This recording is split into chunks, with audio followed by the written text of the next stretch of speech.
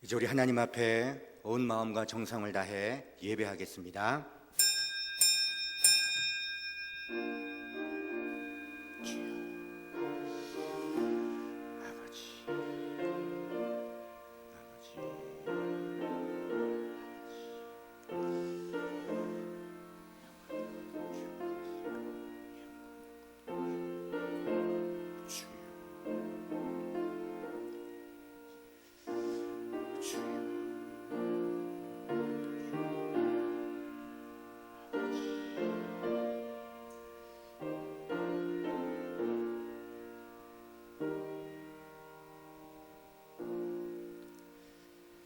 온 땅이여 여호와께 노래하며 그의 구원을 날마다 선포할지어다.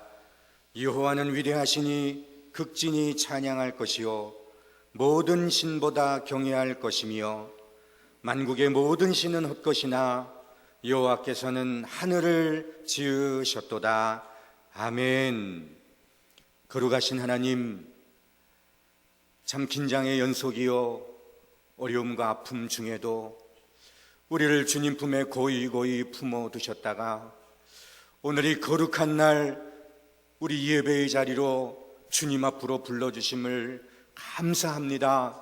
이 한 시간 오직 주만 바라보며 온 힘을 다해 하나님을 찬양하며 말씀에 귀를 기울이며 우리 하나님을 예배하오니 오셔서 우리 주님 오셔서 예배를 받으시고 영광을 거두어 주옵소서.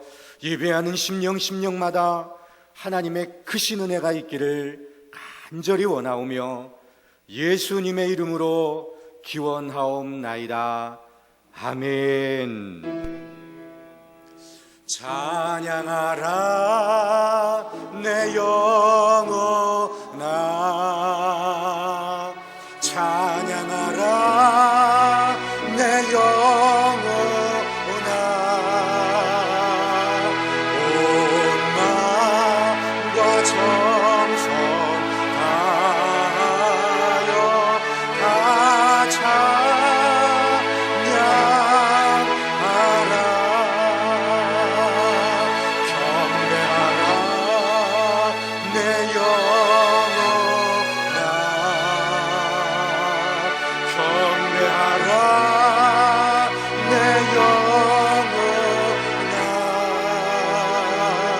온 마음과 정성 다하여 주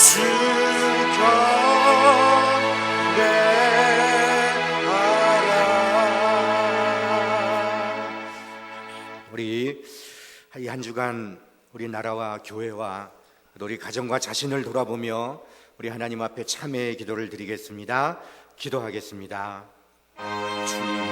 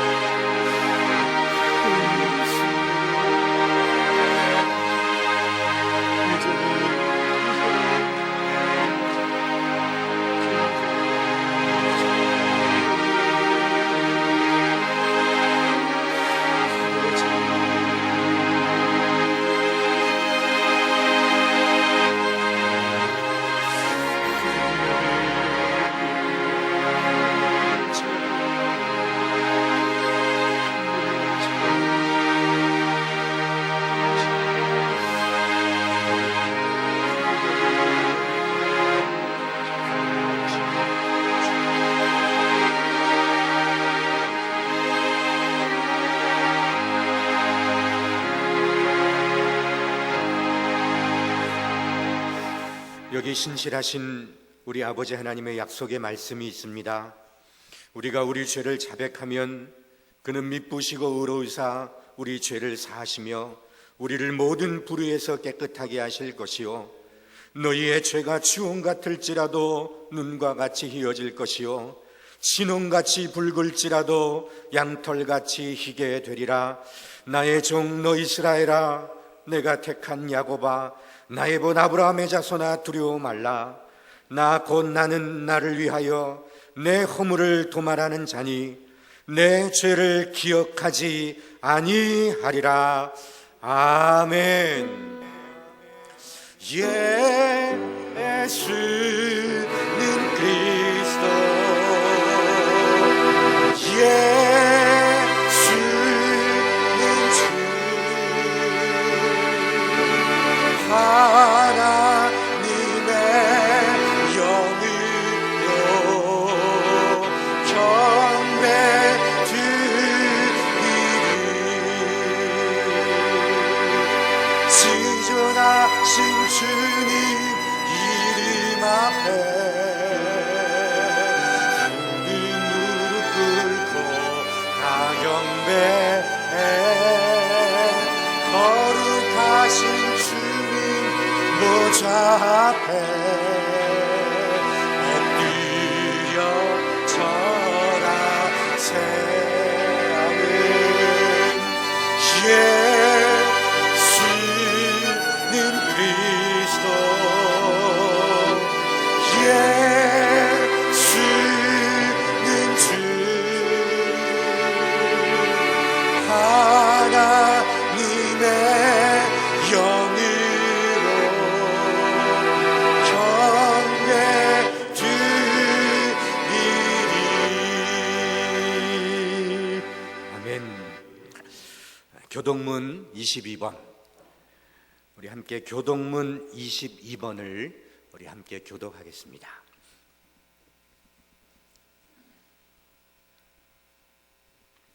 악을 행하는 자들 때문에 불평하지 말며 불의를 행하는 자들을 시기하지 말지어다.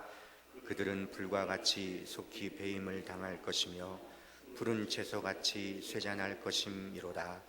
여호와를 의뢰하고 선을 행하라. 땅에 머무는 동안 그의 성실을 먹을거리로 삼을지어다. 또 여호와를 기뻐하라. 그가 내 마음의 소원을 내게 이루어 주시리로다. 내 길을 여호와께 맡기라. 그를 의지하면 그가 이루시고 내 의를 빛같이 나타내시며 내 공의를 정오의 빛같이 하시리로다. 여호와 앞에 잠잠하고 참고 기다리라. 자기 길이 형통하며 악한 꾀를 이루는 자 때문에 불평하지 말지어다. 분을 그치고 노를 버리며 불평하지 말라. 오히려 악을 만들 뿐이라. 아멘.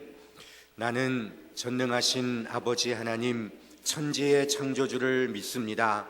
나는 그의 유일하신 아들 우리 주 예수 그리스도를 믿습니다.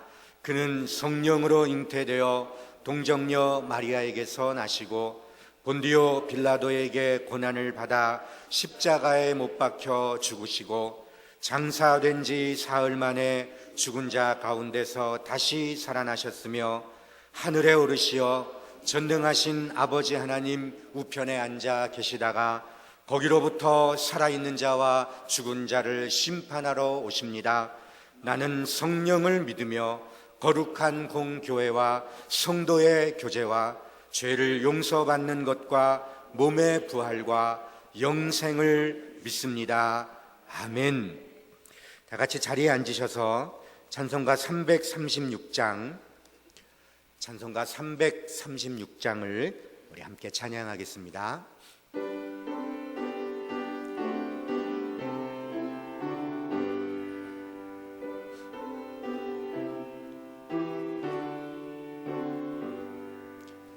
환난과 핍박 중에도 성도는 신앙 지켰네. 이 신앙 생각할 때에 기쁨이 충만하도다. 성도의 신앙 따라서 죽도록 충성하겠네.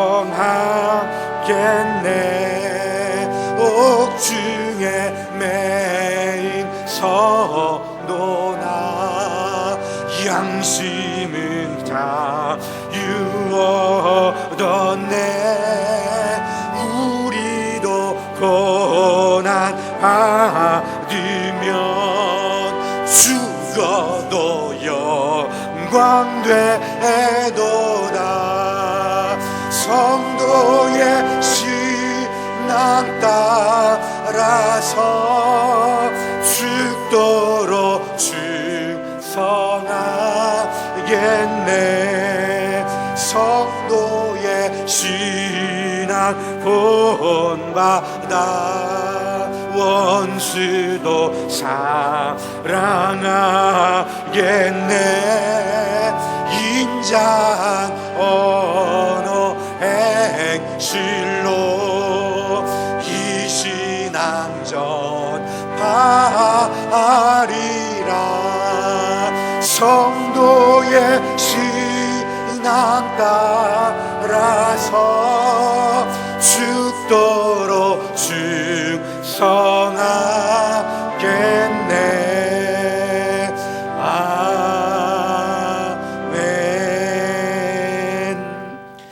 우리 다 같이 하나님 앞에 기도드리겠습니다. 기도하겠습니다.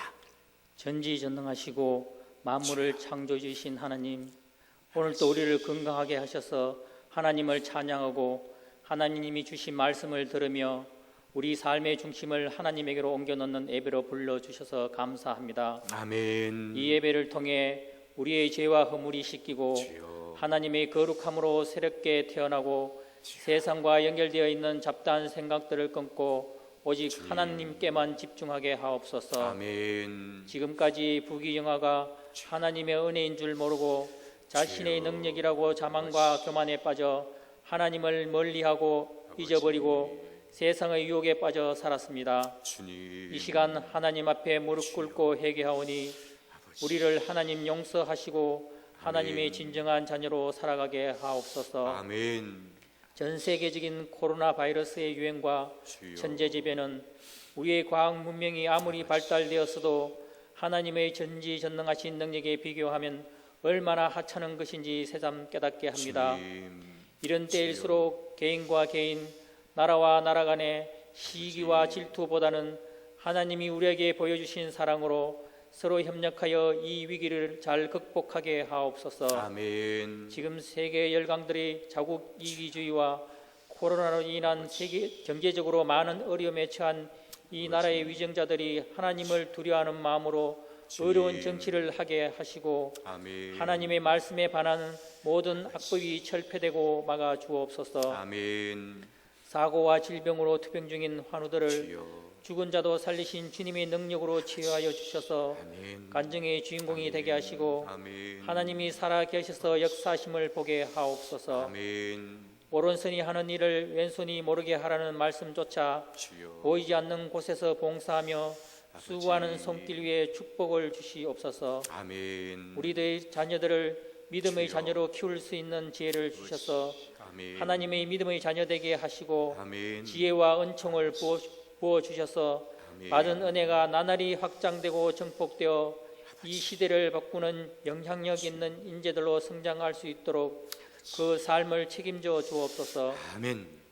성도들의 영혼을 섬기고 관리해야 한다는 주여. 무거운 책임으로 기도하고 고민하는 부목사님, 전도사님들을 기억하여 주여. 주시고 능력을 부어주셔서 사역을 잘 감당하게 하옵소서. 아멘. 이 시간 주님의 귀한 말씀을 주시는 하나님 목사님께 주여. 지혜와 능력과 성령의 충만함을 주셔서 아멘. 주님께서 맡겨주신 귀한 사명을 잘 감당하게 하시고 아멘. 영육간의 강건함을 허락하시고 아멘. 전하시는 그 말씀이 성도들의 심령에 큰 은혜로 역사하게 하옵소서. 아멘. 목사님이 전하시는 말씀을 통하여 그 말씀을 받는 모든 성도들의 신앙이 더욱 새로워지고 세상을 이길 큰 믿음을 얻게 하시고 아멘. 변화되는 삶을 살아가며 은혜가 저희 가슴과 마음 가운데 뜨거운 성령의 불길로 타오르게 하옵소서. 아멘. 이 모든 말씀 우리 주 예수 그리스도의 이름으로 기도드리옵나이다.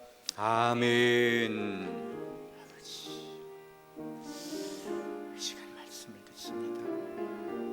생명의 말씀 되게 하시고 그 말씀을 붙들고 그 말씀으로 세워지게 해주옵소서. 아버지, 말씀이 역사해 주옵소서.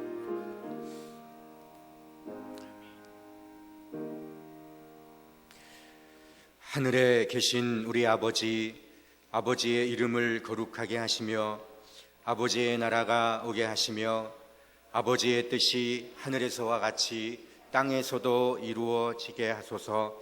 오늘 우리에게 일용할 양식을 주시고 우리가 우리에게 잘못한 사람을 용서하여 준 것 같이 우리 죄를 용서하여 주시고 우리를 시험에 빠지지 않게 하시고 악에서 구하소서. 나라와 권능과 영광이 영원히 아버지의 것입니다. 아멘. 오늘 하나님께서 우리에게 주신 말씀은 마태복음 24장입니다. 마태복음 24장 3절로 14절까지 말씀. 마태복음 24장 3절로 14절까지 말씀 찾으신 줄 알고 제가 봉독해 드리겠습니다. 예수께서 감람산 위에 앉으셨을 때에 제자들이 조용히 와서 이르되 우리에게 이르소서 어느 때에 이런 일이 있겠사오며 또 주의 임하심과 세상 끝에는 무슨 징조가 있사오리까?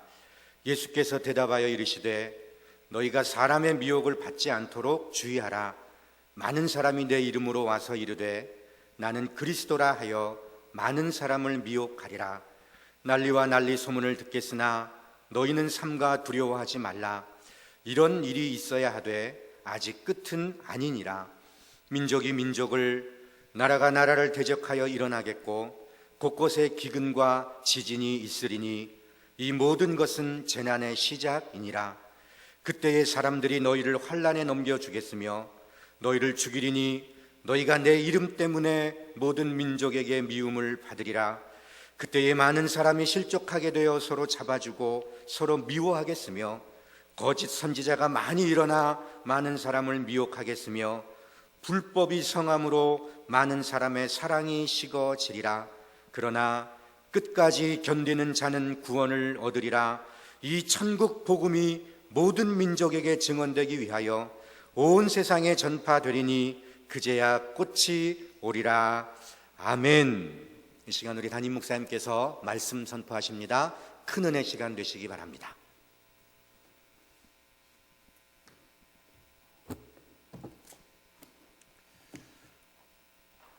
지금 우리는 교회당에서 대면 예배와 그리고 가정에서 또 비대면 예배를 함께 드리고 있습니다.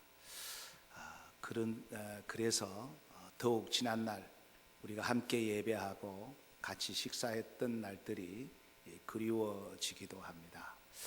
지금은 영육간에 모든 사람들이 힘들어하는 그러한 시대에 우리가 살고 있습니다. 이러한 때에 우리는 끝까지 참고 인내하고 견뎌서 모두가 구원에 이르러야 될 줄로 믿습니다. 그래서 오늘 말씀의 제목은 끝까지 견디는 자는 구원을 얻으리라 하는 제목으로 우리 함께 은혜를 나누고자 합니다. 우리 선조들은 36년간 일제강점기 때에 나라를 빼앗겼고 그리고 사랑하는 남편과 아들들을 그 징병으로 또 전쟁터에 빼앗겼고 사랑하는 딸들은 정신대로 빼앗겼고 그리고 인권과 함께 모든 재산까지 다 빼앗기고 정말 너무나 힘든 나날들을 보냈습니다. 그러나 끝까지 견뎠습니다. 끝까지 버텼습니다. 잘 견디고 여기까지 왔습니다. 뿐만 아닙니다. 북한의 남침으로 인한 전쟁의 아픔과 그 공산주의자들의 악행과 약탈로 말미암아 사랑하는 가족들 잃었고 또 이산 가족이 되었고 그리고 재산과 함께 모든 것을 다 잃었습니다. 이러한 극한 가난 속에서도 또 질병 가운데도 우리의 믿음의 선배들은 잘 견뎠습니다. 잘 인내해 왔습니다. 그리고 또한 전 인권과 자유를 박탈당하고, 특히 정치인들은 자기의 밥그릇 싸움 때문에 그 권력으로 국민을 억압할 때에, 공포로 몰아넣을 때도 우리 선배들은, 현재 기성세대들은 정말 잘 견디고 버티고 인내해서 오늘의 자유 대한민국을 만들어 왔습니다. 그런데 여러분, 지금 젊은 세대들은 이러한 것을 경험하지 못했습니다. 그래서 단 한 번도 경험해 보지 못한 나라에서 지금 너무나 힘들고 어렵게 살아가고 있습니다. 저도 두 아들이 직장에 나가고 있습니다만, 특히 요즘 직장에 나가는 분들, 그리스도인이라는 이유 때문에, 또 교회에 나간다는 그 이유 때문에 온갖 비난과 핍박, 그리고 불이익을 받고 삽니다. 이제 세상은 그리스도인들을 마치 벌레를 보듯 보고, 마치 코로나 바이러스 세균 덩어리 취급하며 온갖 그 고난과 또 핍박과 압력을 가하고 있습니다. 심지어 어떤 음식점에는 교인 출입 금지라는 팻말을 붙여놓기도 하고, 또 요양보호사들이 교인들 집에 가는 것을 꺼려 한다고 합니다.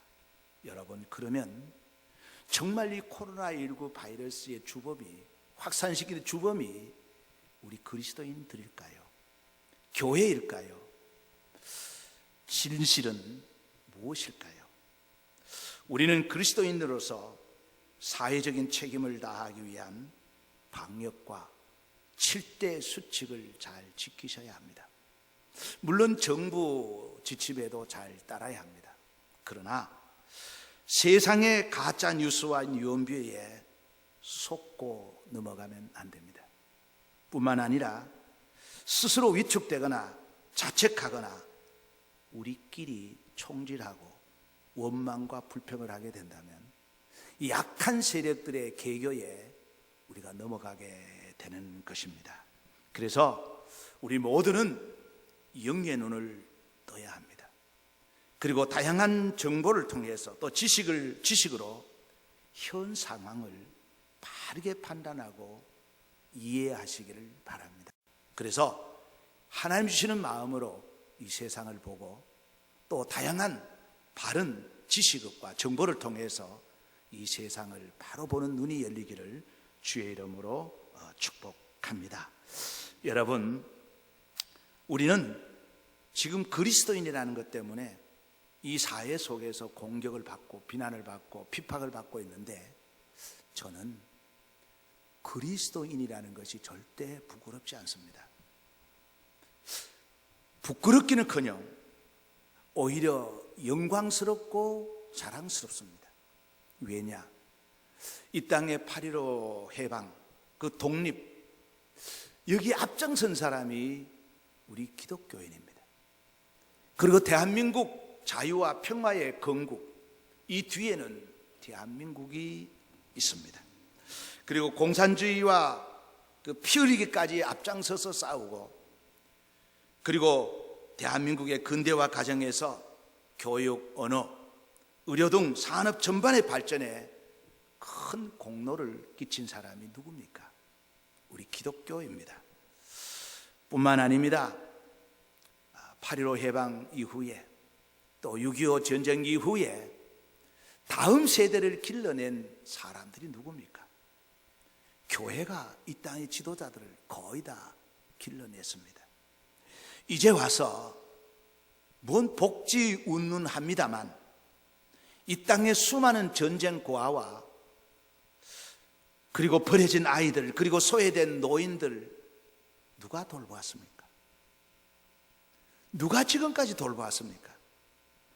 사람이 사람의 대우를 받지 못하던 여성과 장애인과 그리고 아이들의 인권을 존중하고 사람으로서 사람답게 살아갈 수 있도록 만든 주역이 누굽니까? 우리 기독교입니다. 교회가 이 일을 해냈습니다. 이는 부인할 수 없는 역사적인 사실이고 세계 많은 분들이 이를 증언하고 있습니다. 뿐만 아닙니다. 2주 전에 청와대에서 문재인 대통령도 이 사실을 시인했습니다. 그런데 우리는 왜 우리 스스로 위축되고 그리스도인이라는 것을 부끄러워하고 세상을 향해서 죄송하다고 고개를 숙여야만 하는가, 그 말입니다.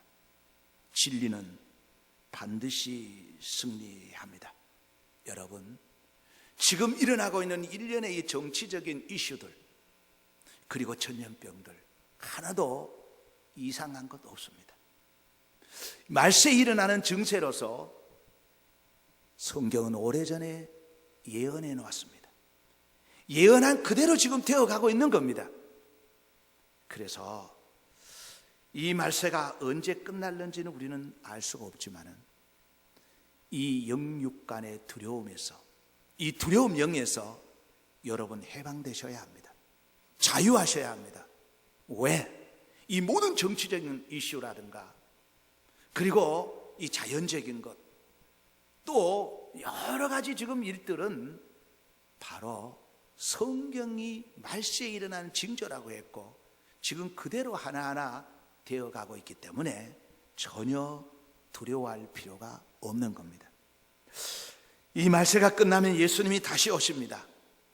언제 오실는지 이 질문은 모든 시대 모든 사람들의 관심사였으며 제자들도 궁금했고 우리의 선배들도 궁금했고 우리도 역시 궁금합니다.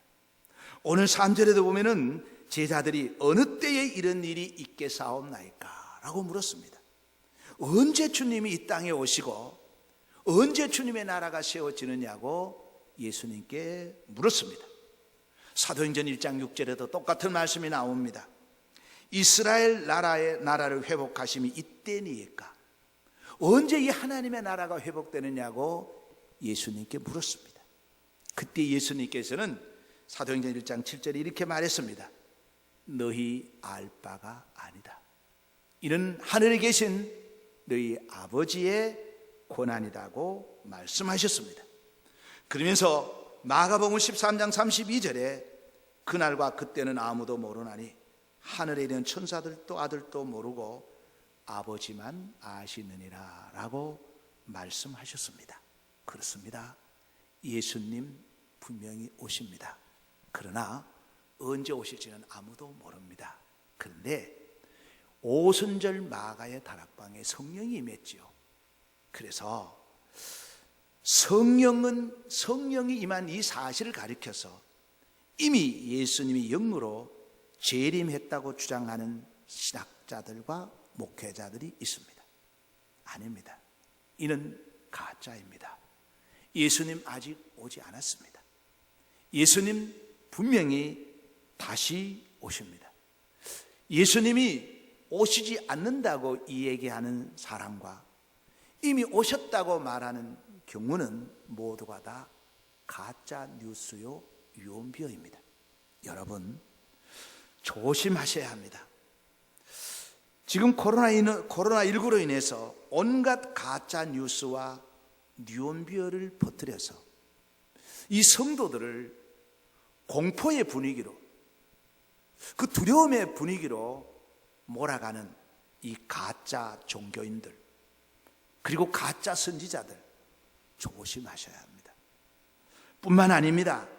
비과학적이고 비성서적인 논리로 자기들의 밥그릇을 챙기기 위하여 국민들을 협박하고 두려움과 공포에 몰아넣는 정치인과 그리고 언론인들은 다 가짜입니다. 이거 진실을 왜곡한다면 다 가짜라는 거예요. 그래서 우리는 여기에 속지 말아야 합니다. 누가는 이렇게 말했습니다.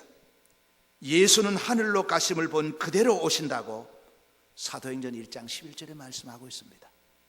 예수님은 가신 모습 그대로 오십니다. 그리고 사도 바울도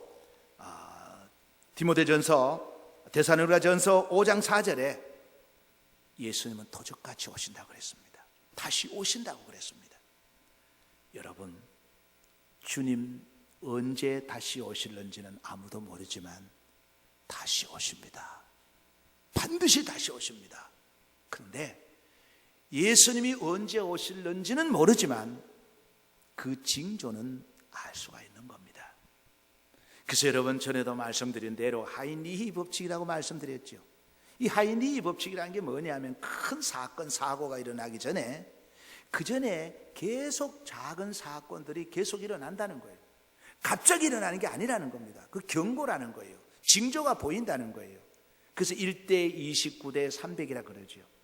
바로 하나의 사건이 일어나기 전에는 그 큰 사건보다는 조금 적은 사건들이, 사고들이 29번 일어나고, 그 29번 일어나기 전에 한 300번의 그런 징조들이 일어난다는 거예요. 그렇습니다.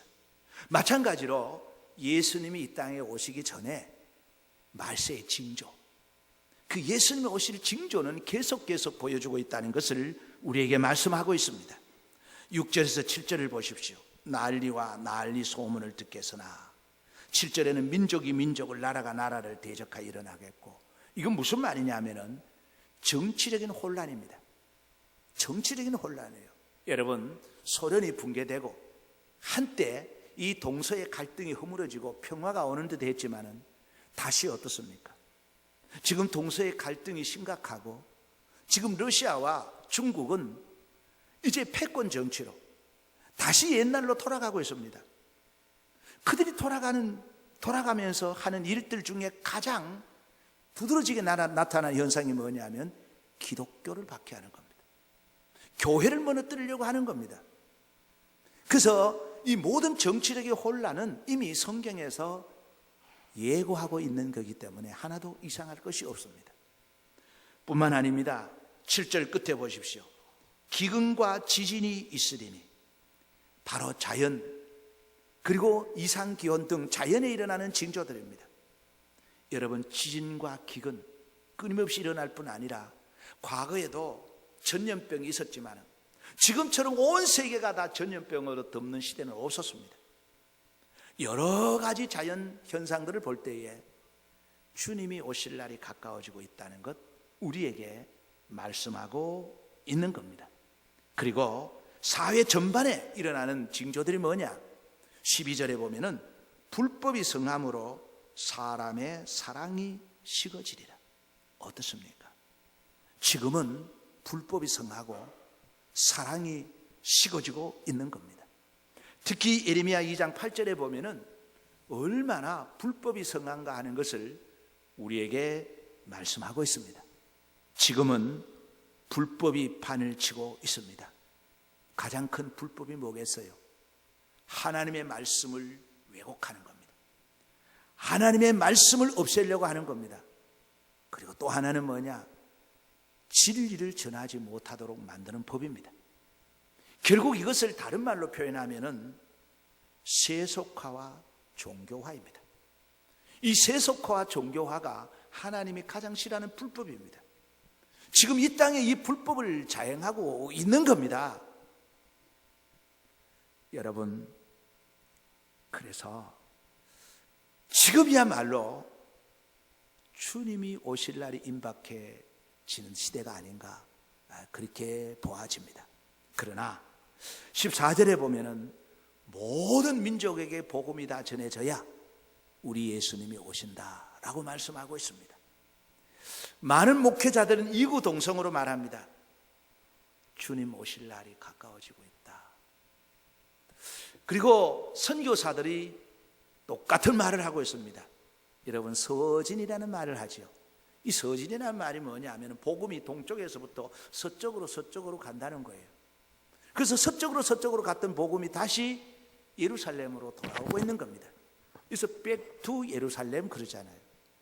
그래서 많은 지금 신학자들과 선교사들은 이미 복음은 전 세계에 다 전해졌다라고 보는 겁니다.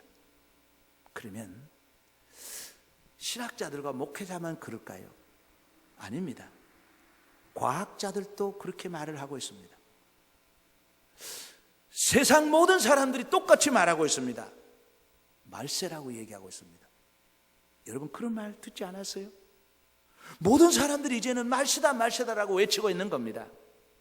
그래서 지금이야말로 지금 주님 오실 날이 가까워지고 있지 않나 이렇게 보아지는 겁니다.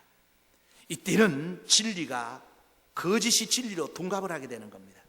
특별히 4절에 보면은 사람의 미혹을 받지 않도록 주의하라 그랬습니다. 여러분 사람의 미혹을 받지 않도록 주의하셔야 합니다. 지금은 가짜 뉴스와 유언비어가 이 땅에 가득 차 있습니다. 진리를 혼탁하게 만들고 있습니다. 그래서 주의하셔야 합니다. 9절에 보면은 진리 편에 선 사람들이 미움을 받게 되는 겁니다. 여러분 지금 그리스도인이라는 이름 때문에 교회 나간다는 것 때문에 무슨 큰 이 사회에 잘못을 지어서 미움을 받는 것 아닙니다. 그리스도인은 미움을 받게 되어 있는 겁니다. 어느 시대든지 그리스도인은 핍박을 받게 되어 있는 거예요. 근데 더 중요한 것은 마지막 때가 되면은 10절에 보면은 서로 잡아주고 그리고 미워한다고 서로 미워한다고 그랬습니다. 서로 물고 뜯으면 둘 다 망한다고 사도 바울은 말하고 있습니다. 여러분 우리 경남의 교회가 2638개 교회입니다. 2단 빼고. 그 중에 지난주에 예배를 드린 교회가 1442교회입니다. 다시 말하면 대면 예배를 드리는 분들이 반수가 훨씬 넘었습니다. 그리고 그 절반이 안 되는 숫자는 비대면 예배를 드렸습니다. 그런데 여러분 대면 예배를 드리든 비대면 예배를 드리든 중요한 것은 신령과 진정으로 예배하는 겁니다. 근데 지금은 어떻습니까? 서로가 잡아주고 미워한다는 때가 온다 그랬죠. 여러분 유튜브로 보셨나요? 지금은 온통 교회들이 목회자들이 대면 예배를 드리는 분들은 비대면 예배 드리는 사람을 무자비하게 공격하고 있습니다. 그리고 비대면 예배 드리는 분들은 대면 예배 드리는 사람을 율법주의자라고 무자비하게 공격하고 있습니다. 입에 담지도 못할 공격을 하고 있습니다. 들어보셨나요? 어떤 교회 설교를 들어보니까 1시간 동안 그 한 사람을 공격하더라고요. 여러분 늘상 드리는 말씀이지만 저는 성경을 공부한 사람이잖아요. 그리고 역사를 공부한 사람입니다. 성경과 역사를 통해 볼 때에 한 공동체가 한 집단이 무너지는 것은 외부의 공격과 핍박 아닙니다. 외압으로 무너지는 경우는 거의 없습니다. 대부분 내부의 갈등으로 무너지는 겁니다. 무엇을 말합니까?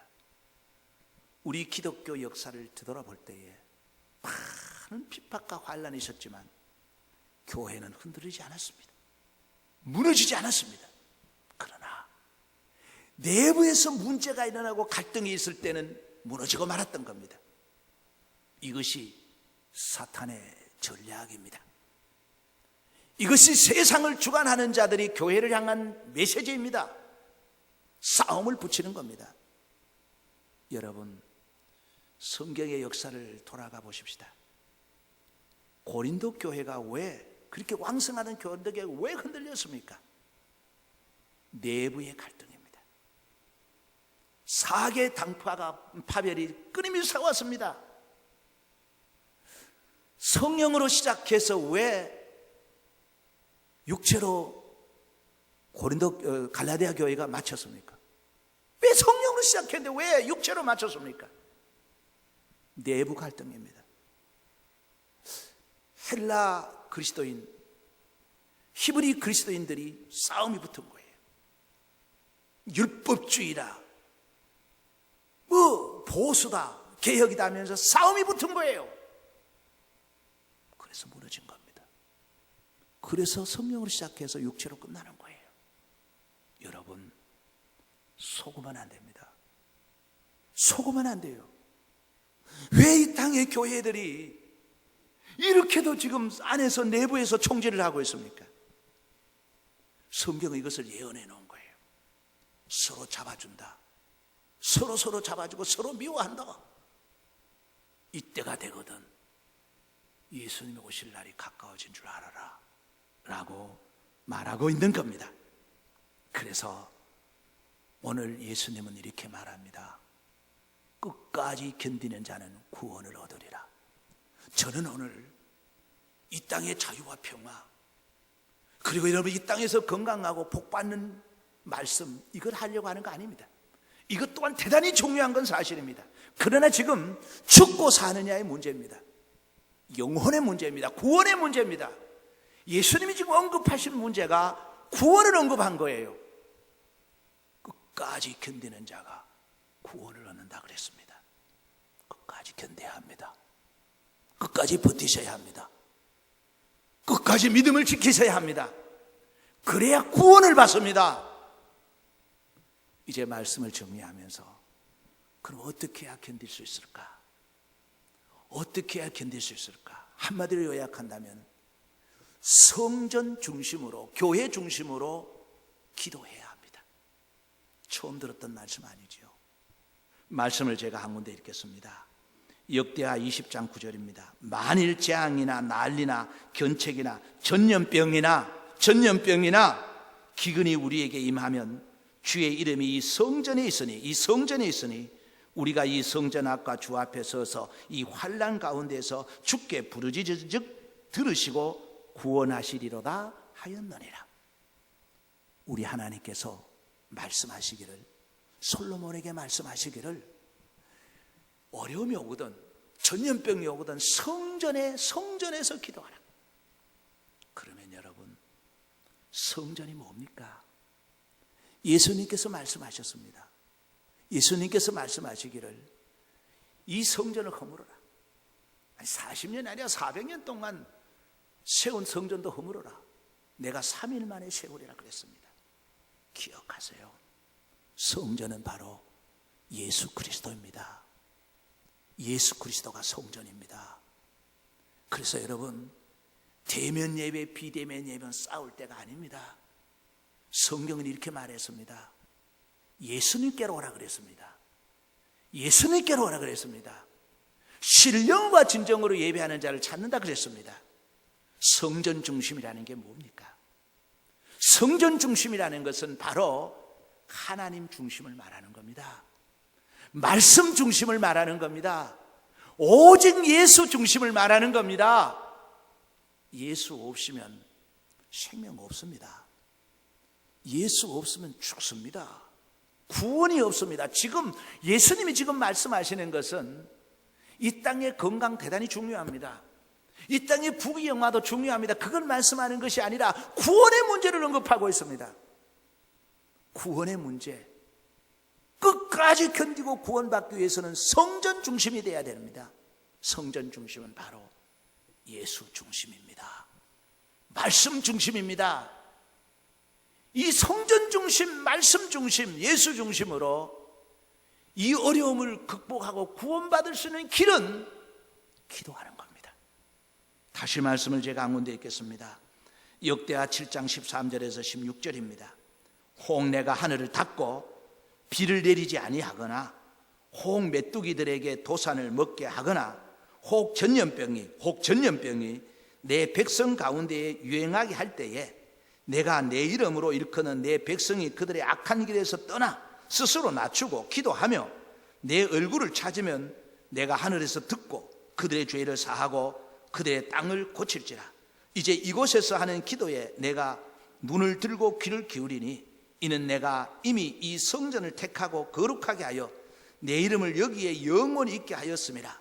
내 눈과 내 마음이 항상 여기에 있으리라.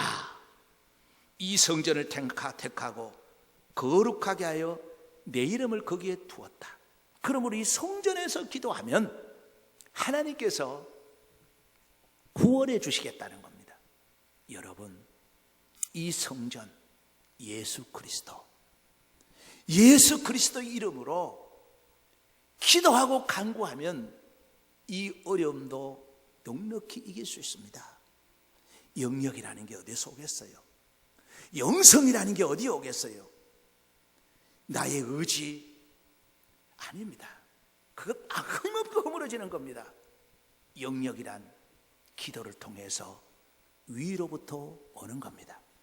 그래서 예수님께서 누가복음 18장에 항상 기도하라, 낭망치 말고 기도하라 하고 말씀하셨고요. 그러면서 한 억울한 일을 당한 한 과부가 불의한 재판관에 가서 계속 부르짖었을 때에 그 기도를 들어주시는 그 내용을 예수님께서 말씀하면서 그 말씀의 결론을 이렇게 내립니다. 인자가 올 때에 믿는 자를 보겠느냐? 이 말의 결론이 뭐냐면 내가 이 땅에 올 때에 과연 기도하는 자를 보겠느냐? 그 말씀이에요. 무슨 말입니까? 마지막 때에, 이 마지막 때에는 사람들이 기도하지 않습니다. 왜 하지 않겠어요? 기도하지 않아도 과학으로 다 해결될 수 있는 부분이 너무 많습니다. 이미 세속화되어 있기 때문에 그렇습니다. 종교화되어 있기 때문에 그렇습니다. 그래서 여러분, 끝까지 견디시려면, 끝까지 견뎌서 구원받으려면 이것을 기억해야 됩니다. 성전 중심, 그리고 기도하셔야 합니다. 제가 이렇게 간절하게 말씀드리는 것은 여러분 이 땅에서 정말 복을 받기를 원하고 건강하기를 원하는 마음 간절하지만 그것보다 그거와 좋게 비교할 수 없는 지금 영혼의 문제를 얘기하는 거예요. 예수님께서 지금 하신 말씀이 구원의 문제를 얘기하는 겁니다. 구원을 얻으리라. 반대로 말하면 무슨 말입니까? 구원받지 못할 사람이 있다는 거예요. 여러분, 미움을 받아도 괜찮습니다. 욕을 먹어도 괜찮습니다. 직장에서 불이익을 당해도 괜찮습니다. 쫓겨나면 어때요? 끝까지 성전 중심으로 기도하여 끝까지 견뎌서 구원받는 하나님의 백성 되시기를 주의 이름으로 축복합니다. 하나님, 시대가 많이 혼란스럽습니다. 마지막 때에 일어나는 징조가 아닌가 또한 그렇게 보아집니다. 이 말씀 붙들고 예수님께서 하신 말씀대로 끝까지 견디는 자는 구원을 얻으리라 하셨사오니 성전 중심으로 기도하고 반드시 승리하게 하여 주옵소서. 예수 그리스도 이름으로 축복하고 기도하옵나이다. 아멘. 교회 소식 드리겠습니다. 여러분 주보를 잘 참고하시고요. 오늘은 형제 주일인데 오후 예배는 선교 예배로 온라인으로 예배를 드려주시기를 바라고, 이제 예배를 여러 번 나누어서 드리니까 여러분 교제하기가 어려울 겁니다. 여러분 다른 방법으로 직접 대면은 못하지만 여러 가지 방법으로 교제를, 성도 간의 교제를 잘 나누시기를 바라고, 특별히 주보를 잘 보시고 기도해 주시고 또 함께 협력해 주시기를 바랍니다. 다른 광고 없으면은 찬송가 180장을 다 같이 부르겠습니다. 180장입니다.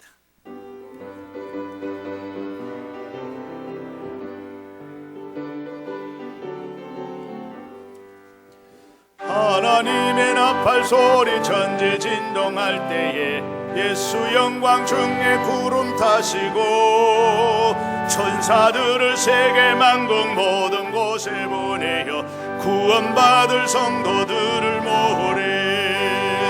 나팔 불 때 나의 이름, 나팔 불 때 나의 이름, 나팔 불 때 나의 이름, 부를 때 때에 잔치 참여하겠네.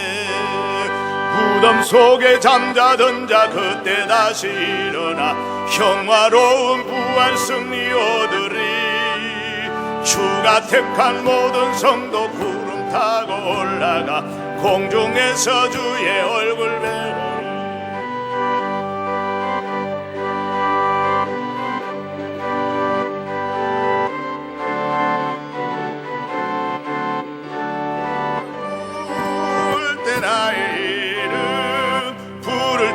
잔치 참여하겠네. 주님 다시 오실 날을 우리 알 수 없으니 항상 기도하고 깨어 있어서 기쁨으로 보좌 앞에 우리 나가서도록 그때까지 참고 기다리겠네. 나팔 불 때 나의 이름, 나팔 불 때 나의 이름, 나팔 불 때 나의 이름 부를 때에 잔치 참여하겠네. 오늘 또 믿음으로 귀한 예물을 드렸습니다. 이 예물을 우리 하나님 앞에 드리도록 하겠습니다. 다 같이 기도하겠습니다. 아버지 하나님, 고맙고 감사합니다. 여기까지 견디게 해주신 하나님께 감사를 드리며 다시 한번 주신 말씀 붙들고 끝까지 견뎌서 정말 우리 성도들이 단 한 사람도 믿음에서 떨어지는 자가 없이 다 구원의 반열에 세워 주옵소서. 아버지 하나님, 믿음으로 귀한 예물을 드렸습니다. 감사해서 드렸습니다. 또한 서원하며 드렸습니다. 성경에서 약속한 대로 하늘의 복과 땅의 신령한 복으로 더하여 주옵소서. 주신 이 모든 복으로 하나님을 영화롭게 할 수 있는 우리 모든 지체가 되게 하옵소서. 예수 그리스도 이름으로 축복하고 기도하옵나이다. 아멘.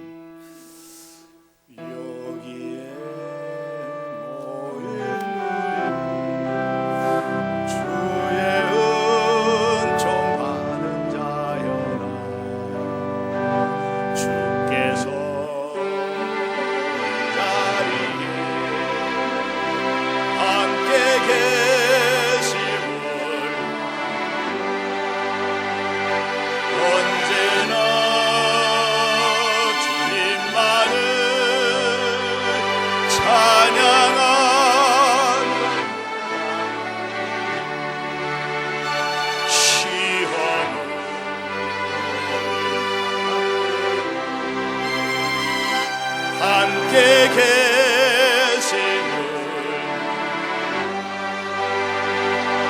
믿음도 굳으라. 주가 지켜주신다. 어둠 밤에도 주의 밝은 빛 인도하여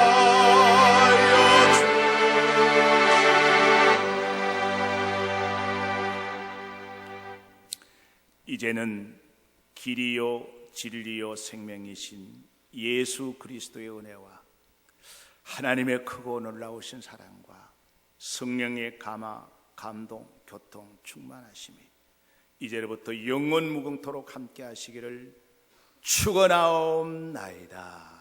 아멘.